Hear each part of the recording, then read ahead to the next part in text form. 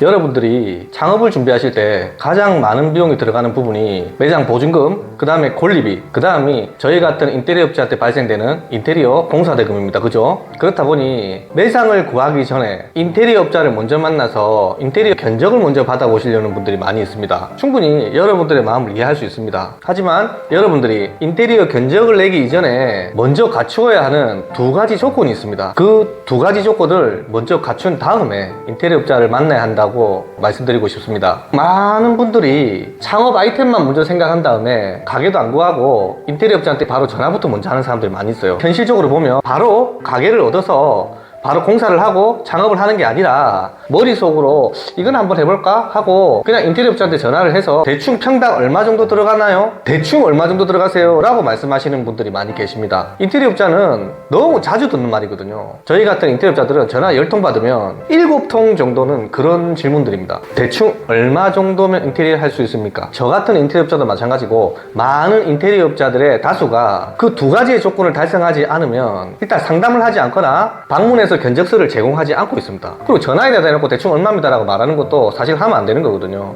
그래서 여러분들이 원하는 그 질문에 대한 대답을 얻을 수 없는 분들이 대부분입니다. 그러면 대충 전화를 해서 대충 얼마냐라고 얘기했을 때 또 인테리어 업자가 대충 얼마다라고 얘기하는 사람이 있을 수도 있겠죠. 근데 그 사람들은 인테리어 경험이 별로 없거나 아니면 사기성 인테리어 업자일 수도 있다 이 말이에요. 왜? 일이 없으니까, 어떤 특별한 목적이 있으니까 입으로 이렇게 장난쳐서라도 지금 전화 온 고객을 붙잡고 싶다라는 거잖아요. 저 조피디 같은 인테리어 업자 같은 경우에는요, 두 가지에 해당되지 않으면 이렇게 견적 금액이 원하는 대로 제공되지 않거나 아니면 일단 방문하는 걸 하지 않습니다. 그러면 전화로는 상담이 되는데 방문하지 않으면 견적이 안 나오거든요. 대략 얼마다라고 말하기에는 무책임한 사람들이나 하는 거기 때문입니다. 다시 말씀드리지만 저 조피디가 지금부터 하게 되는 그 두 가지 조건에 대해서 기본적으로 준비를 하신 다음에 이런 인테리어 업자도 만나고 이런 인테리어 업자도 만나고 만날 수 있는 모든 인테리어 업자 다 만나보고 그리고 견적을 비교해 보셔야 여러분들에게 도움이 될 거라고 생각을 합니다. 그럼 지금부터 저 조피디가 여러분들에게 인테리어 견적 내기 이전에 여러분들이 먼저 준비하셔야 하는 기본적인 두 가지에 대해서 지금부터 알려드리도록 하겠습니다. 안녕하세요, 조피디의 인테리어 TV입니다. 구독과 좋아요 부탁해요. 저 조피디가 영상을 제작하는데 큰 도움이 됩니다. 감사합니다. 첫 번째는요, 여러분들이 창업을 준비 중이시라고 하면 일단 발품을 받으셔서 여기저기 부동산을 막 다니세요.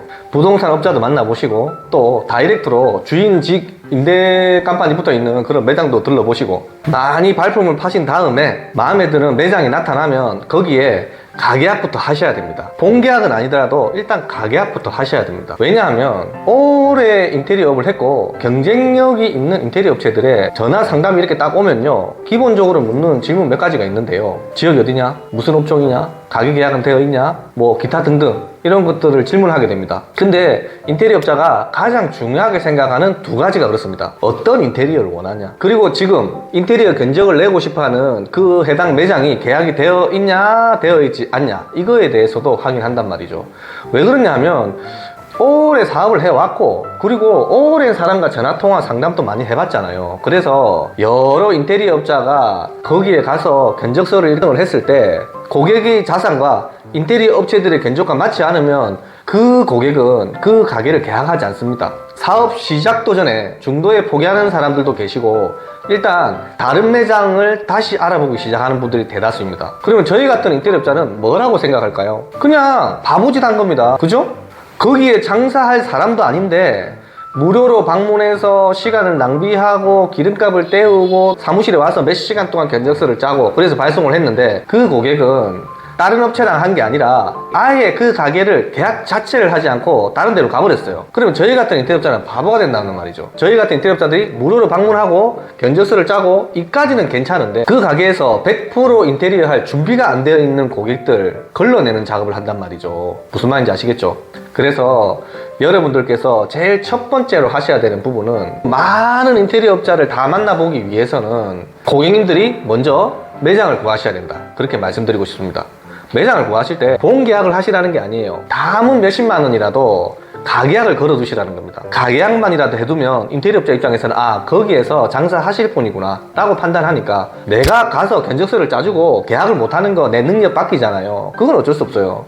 근데 내가 방문했는데 그 고객이 나중에 지나가다 보니까 거기에 아무도 입주를 안 했어요. 그러면 아, 이렇게 사람을 이용해 먹는구나. 우리 입장에서는 그렇게 생각한단 말이에요. 그래서 저 조PD가 생각하는 한 대부분의 오래된 인테리어 업체, 경쟁력을 좀 가지고 있는 인테리어 업체들은 전화 오면 첫 번째 질문, 두 번째 질문이 매장 계약이 되어 있냐? 아니면 인테리어는 어떻게 하길 원하시냐? 어느 지역이냐? 뭐 이런 걸 물어본단 말입니다. 그래서 꼭 첫 번째 매장을 먼저 가계약이라도 해두고 인테리어 업체한테 전화해라, 이렇게 말씀드리고 있습니다. 여러분들 걱정되시죠? 내가 어떤 가게를 구해야 인테리어 공사 금액이 많이 나오는지 적게 나오는지 구분도 할 줄 모르는데 어떻게 가게부터 덥석 구해라는 말이냐, 그건 너무한 거 아니냐 라고 말씀하시는 분들이 많으실 거예요. 그래서 저 조PD 유튜브 채널 이 밑에 아이디를 한번 눌러보시면 제 채널이 열립니다. 그 채널 안에 카테고리로 제가 만들어 둔 게 있어요. 이런 업종, 그 다음에 빈티지 컨셉, 그 다음에 모던 컨셉, 이런 것들에 따라서 어떤 매장을 구해야 인테리어 공사 금액 비용 절감을 할 수 있는지, 이거에 대해서 제가 영상을 만들어 둔 게 있습니다. 그 영상을 시청하시고 참고하셔서 다음은 몇십만 원이라도 가계약이라도 하신 다음에 이런 업자 저런 업자 다양한 업자를 불러보고 판단하셔야 되겠죠. 그래서 여러분들은 꼭 매장을 가계약이라도 한 후에 인테리어 업자한테 전화하시라, 그렇게 말씀드리고 싶습니다. 두 번째 꼭 필요한 것은요, 어떻게 인테리어 할 것인지 거기에 대해서 기초적인 지식을 공부를 먼저 하셔야 됩니다. 제가 이렇게 얘기를 하면 여러분들께서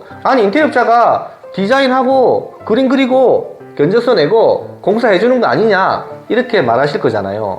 맞습니다. 하지만 공사라는 건 변수가 진짜 많아요. 바닥 하나를 공사할 때 대리석으로 할 거냐, 타일로 할 거냐, 에폭시로 할 거냐, 데코 타일로 할 거냐, 그냥 페인트만 발라서 대충 쓸 거냐, 바닥 하나만 갖고도 그렇게 돼요. 그리고 입구를 다 부시고 다시 만들 거냐, 그대로 쓸 거냐, 아니면 있는 거에다가 칠만 해서 쓸 거냐, 그리고 천장 높이가 뭐 4m짜리냐 2m짜리냐 3m짜리냐에 따라서 벽면 작업량이 달라진단 말이에요. 그러면 인테리어 업자 입장에서는 많은 걸 봐야 합니다. 아파트 같은 경우에는 높이 2450, 뭐 2500이 언저리 비슷합니다. 전부 다 높이 비슷하고, 뭐 30평이면 방 3개, 욕실 2개 뭐 이렇잖아요. 그럼 발코니 뭐 있고, 그러면 주방 작업하고 화장실 작업하고 방 3개 작업하고 도배를 할 거냐 뭘로 할 거냐 뭐 이런 것만 보면 된단 말이에요. 그러니까 아파트 같은 경우에는 대충 A타입, B타입, C타입을 정해놓고 평당 얼마라고 말을 할 수가 있어요. 하지만 상가는요, 높이가 천차만별이고 생긴 모양에 따라서도 벽 면적이 2배, 3배, 4배가 차이 납니다. 손님들은 바닥 면적 몇 평인데 대충 평당 얼마냐 이렇게 물어보시거든요. 하지만 인테리어 업자는